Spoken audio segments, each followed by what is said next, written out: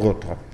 xam nga nag man moom je n'aime pas parler d'un organe de presse qui s'est singularisé dans ce pays dans la destruction du pays ndaxte man dama boole Xalaat TV sur les organes poubelles na ngeen ma baal quoi noonu laa ko mën a waxee ndaxte bu ñu toogee ba ay sénégalais xam naka la ñuy defalee cocktail molotov dans ce pays waa Xalaat TV ñoo toog moo tax responsabilité média mu am lu am solo tey jii l'histoire retiendra que au Rwanda on ne peut pas parler du génocide rwandais sans parler de Radio Mille Collines parce que ils ont joué un rôle très néfaste.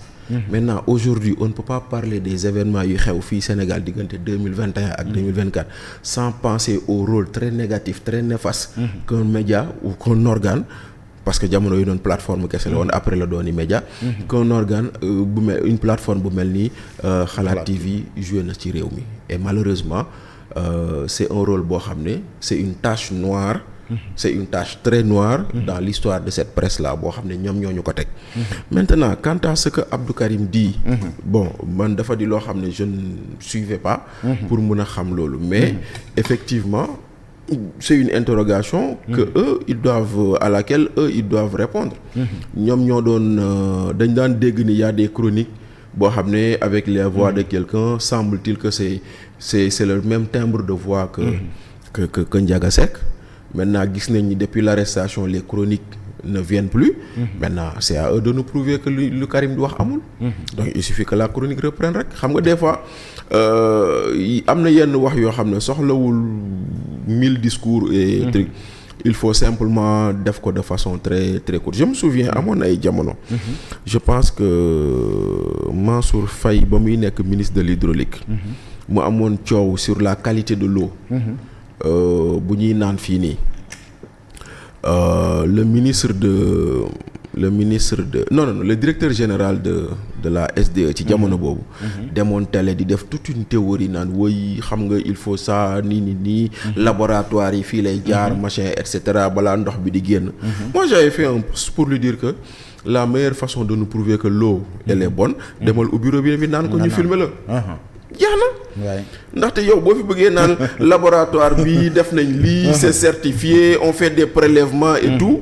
mais demal ñëw ñu toog naan ndox mi dafa xonk baaxul demal ba si ñoom tànk ne nii naan boo ko naanee yow en tant que directeur boobaa ko mooy au moins wax ji jeex na donc ici c'est la même chose ndax dëgg la am du dëgg ndax moom la am du moom gars yi jàpp nañ ni yéen ku doon def chronique bi dafa nuroog moom te chronique yi arrêté nañ mais def leen benn chronique parce que daf ko wax sax ba ne leen ngeen wax ci ay sujets yoo xamante ne moo xew jamono ji comme ça dinañ xam ne du lu ñu enregistré woon bu yàgg nañ xam ne lu bees mais bien sûr parce que tey jii nii bu fekkente ne on remet des chroniques yoo xam ne c'est sur des sujets passés alors que ici tu as la possibilité de nu mu tuddati de parler des sujets actuels la révision constitutionnelle le durcissement de la loi sur les góor jigéen la grève générale bu nekk di am nii bu boobaa nag on saura mais dans tous les cas werante xuuxaan la tekki tubéy kese moo ci tam d'accord bu ñu dellu si waatee ci constitution bi ci révision bi nga xamante ne moom la waa Pastef lancé woon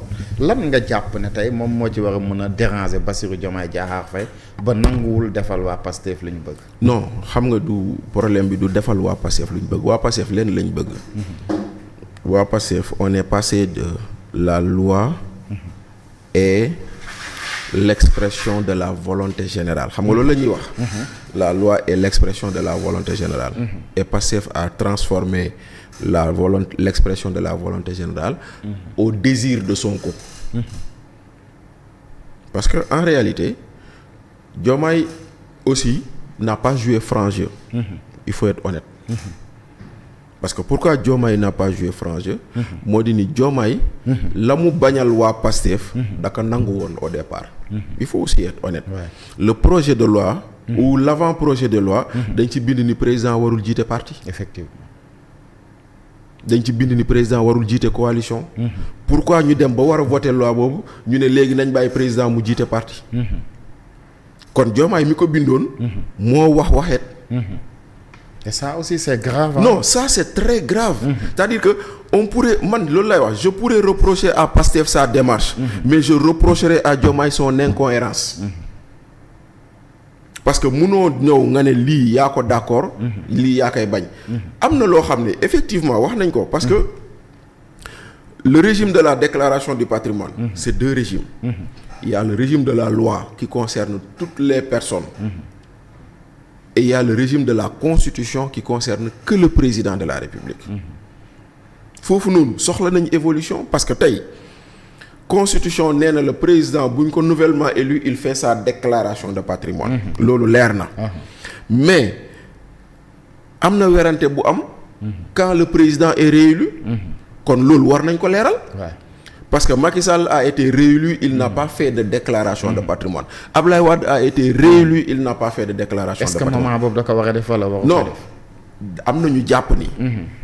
à chaque nouvelle élection. ou réélection président bi dafa war a defaat. parce que bu dee président de la République dafa amoon. benn kër ñett terrain. ba muy dugg en fonction. 5 ans après. mën na am fukki kër. effectivement. kon war na defaat beneen déclaration. maintenant nag mu des nag sunu constitution waxul ni. président buy jeexal day def déclaration de patrimoine. waa Pastef introduire loolu. Diomaye bañaat. est-ce que loolu waroon na ko mën a bañ. waru ko mën a bañ. moo tax encore une fois. day dellu ci ma lu may wax chaque jour. Diomaye ak Sonko seen xulloo du sunuy problème moo ko tax a jóg. du améliorer la gouvernance de ce pays moo ko tax a jóg. du coonoy askan wi moo ko tax a jóg. du mbay mu yàqu moo ko tax a jóg. du napp buy sooxe moo ko tax a jóg. du jàng mu baaxul moo ko tax a jóg. du pejum askan wi nga xam ne ku amul xaalis doo feju moo ko tax a jóg. xam nga seen problème mooy lan c'est un problème d'ego. c'est un problème de qui sera candidat en 2029 loolu rekk a leen boole.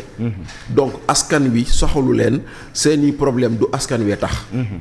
et encore une fois et je le dis souvent malheureusement pour nous. c'est le peuple qui trinque pendant que eux ils jouent. ndaxte tey au moment où Diomaye annonce un parti politique.